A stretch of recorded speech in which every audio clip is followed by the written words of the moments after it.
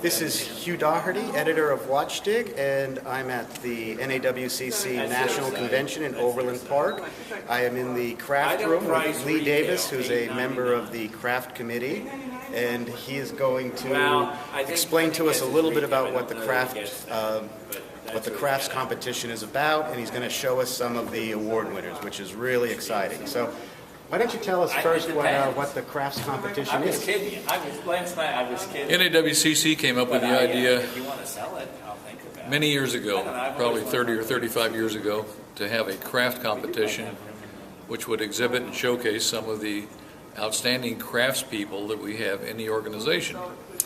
And so the idea of the contest was to have yearly entries in which people would submit their work in 25 phases of orology. We have 25 different classes. People will send in their entry forms in the springtime. They will be accepted by the chairman. They will then be brought to the national convention, and we have a panel of very erudite judges who will judge these and award first, second, third, or honorable mention based on the level of workmanship that the judges discern. And some people put literally thousands of hours into these projects. Some people do. We'll point out a couple of those that as we go around the room. Well, that's a good cue. Can you show us some of the winners? We sure can. Yes. Could we start over here? Sure. All right. Let's take a look at this first one here. This is class number 15, reverse painting on glass. We have an entry here done by a young lady who has done gold leaf on the borders and gold leaf on the bob opening, and has copied a design that would have been in a pillar and scroll clock. And she won a first prize based on, we have at least a minimum of 3 judges who know about this, and they have very specific categories that they judge these entries on. And the points are totaled up, and places are awarded based on those points. Now this is a clock over here that has the reverse painting in it, so that you can kind of get an idea what that painting would look like in the clock. This clock was made from scratch by the entrant. Even the wooden movement was made by him, and the entire case was made exactly to the specifications of a Eli Terry pillar and scroll clock. And this category is authentic replica clock. Authentic replica. When you're judging it, you're comparing it to what the original clock would look like. Yeah, correction. I guess this was a Seth Thomas because it has the off-center pendulum opening. But he won a first prize, and he spent probably, it's hard to estimate, probably 600 to 800 hours on that. In between is a clock that is in the class of wood clock cases. The entrant built the case specifically for that movement and for that. This is kind of like a Timby clock up here with a little globe that actually operates, and it tells where in the world the time would be presently. And down here, of course, the traditional dial, but it's made out of exotic woods. And it's very, very highly finished and very well constructed. Moving on down the line, this is a painted dial which was done by the entrant, and he won a second place for his work. This dial would have been judged on such things as authenticity of the design, neatness and workmanship, the raised, what we call gesso work around the corners, the spandrels, the numbers, the minute marks, the divisions, and other categories like that. This gentleman also made this dial, which is a different type of a dial, still in the same class, a whole different look, but a lot more precision work to get the numbering system exactly right, to get the marks and the seconds designations to look just like they should. And as an artist, he's actually painstakingly drawing those and numerals and letters. Yeah, and he made a series of templates to get the curvature exactly right, especially in numbers like the 2, which has to be done just exactly right in order to replicate the original dial. Mm-hmm. You have a very intricate swoop back up. The next clock is in restoration. This entrant bought 2 clocks exactly alike, but they were in pieces. And combining the parts from the 2 clocks, he was able to build one good one. And he has documented here in this notebook how the clock looked when he got it. It was in terrible shape, and how he was able to put the 2 together and then put a nice finish on it and come up with a very nice looking end product. That's class number 13, clock restoration.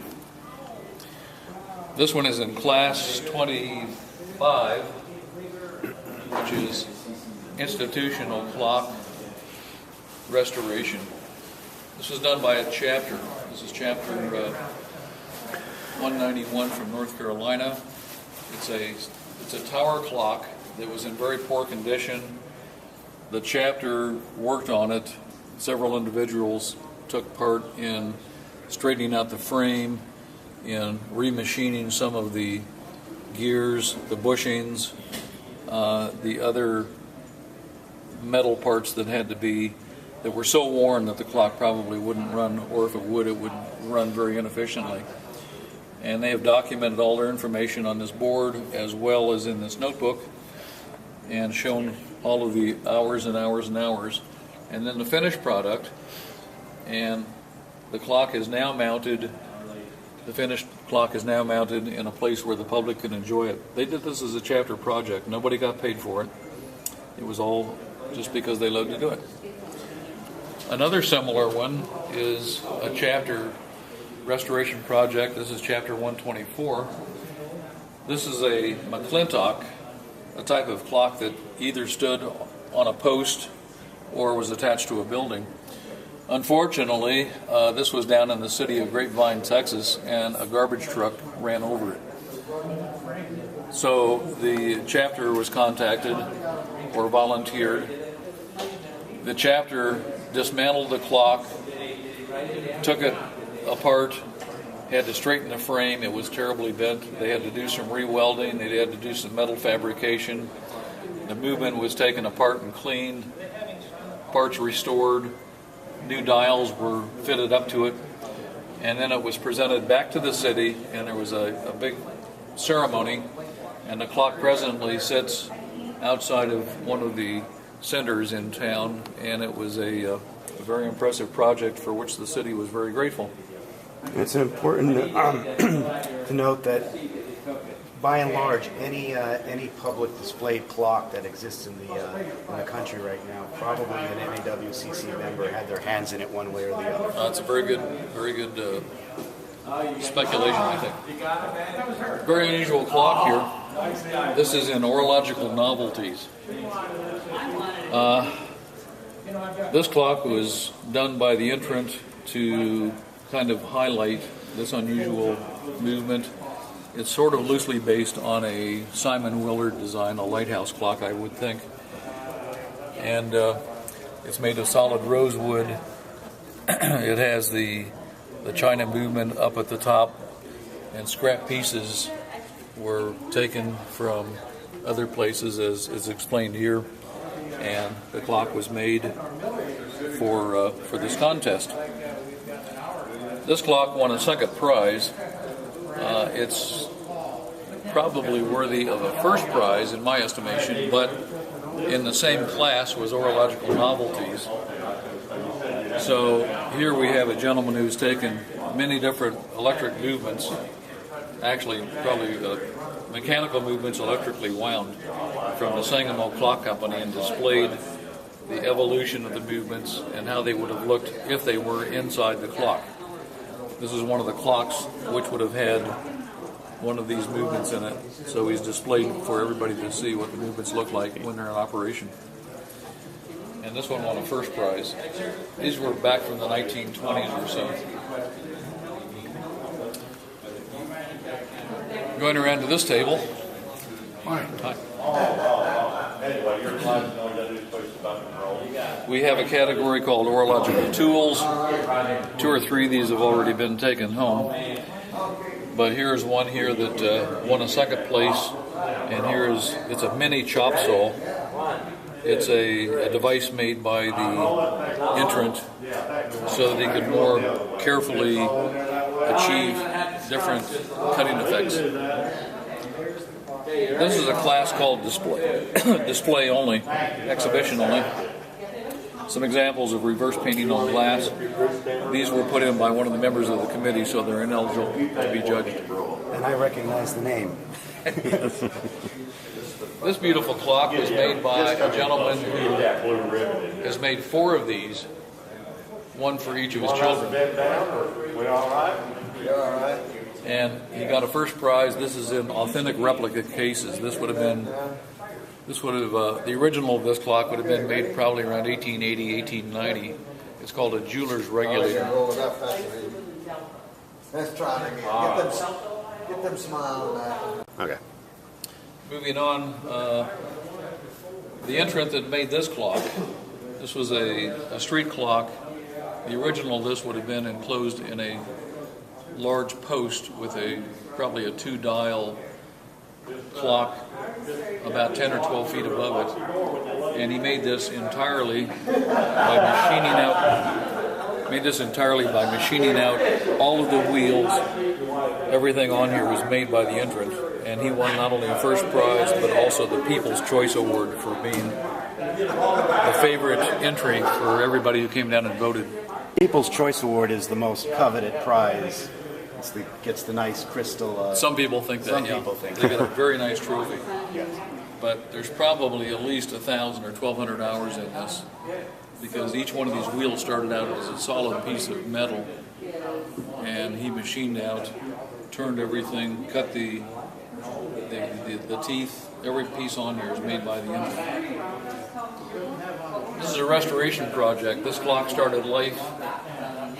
Well, when it was found, it was in very bad shape, and the entrant has put pictures here of missing parts, missing veneer, warped wood, pieces that were damaged. It was probably found in a shed or a barn, was probably water damaged, and the entrant refinished and restored the clock to its condition that we see here today.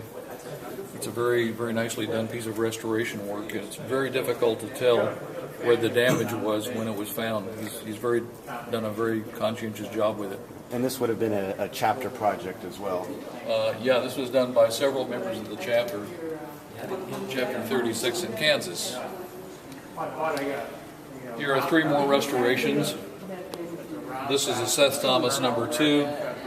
Down here is a notebook documenting what the clock looked like when it was found. Very, very rough condition. A lot of veneer missing, pieces missing. Some had to probably be made.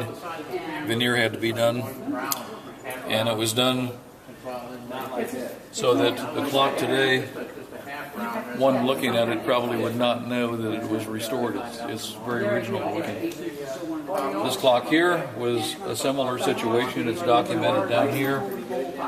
Restoration of a Seth Thomas clock, and each one of these has photographs before, after, during the process, some notes about how the entrant was able to achieve some of this. This is a large Howard clock. It's a banjo clock. It's a Howard and Davis actually.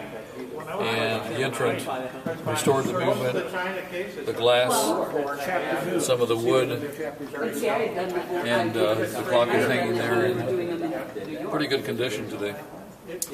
The final one here was entered in 2 classes. One was wood carving and the other was gold leafing. The entrant made the clock case, carved it himself, and then gilded it. So it won a first prize for both the wood carving and the gold leafing. We have 24 entries this year, and they're divided into about 13 different classes. Sometimes we have no entries in some classes, and sometimes we have multiple entries. We have a total of 25 classes altogether. We hope to see everybody that wants to enter the contest in California next year for the 2012 National Convention. And we look forward to more good entries, more good workmanship, and quality entrants. Thank you very much for the tour. Very much appreciated. You're very welcome.